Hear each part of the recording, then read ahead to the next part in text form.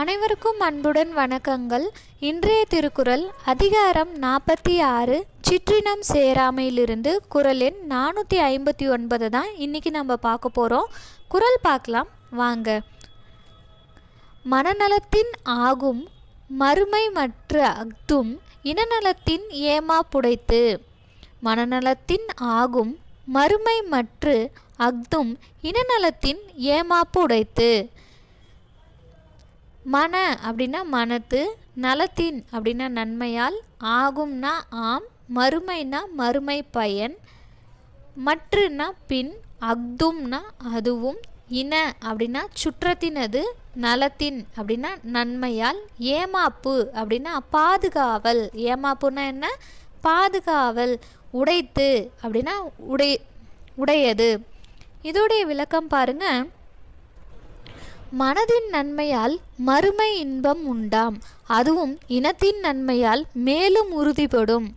மன நலத்தினாலேயே மறுமை பயன் நன்றாகும், அம்மனத்தின் நன்மையும் இன நன்மையாலே தீத்தொழிலோயே செல்லாமல் காவதலையுடையது, மறுமைக்கு துணையமென்றது.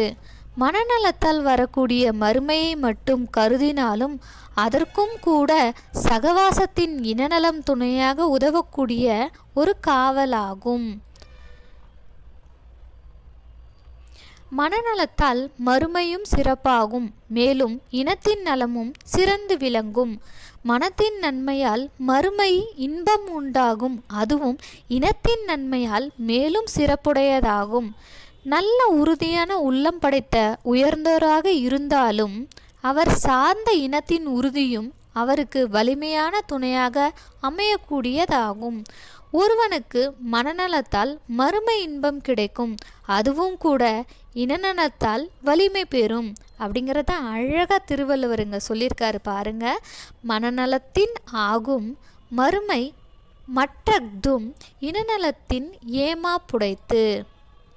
மனநலத்தில் ஆகும் மறுமை மற்று அஃதும் இனநலத்தின் ஏமா புடைத்து.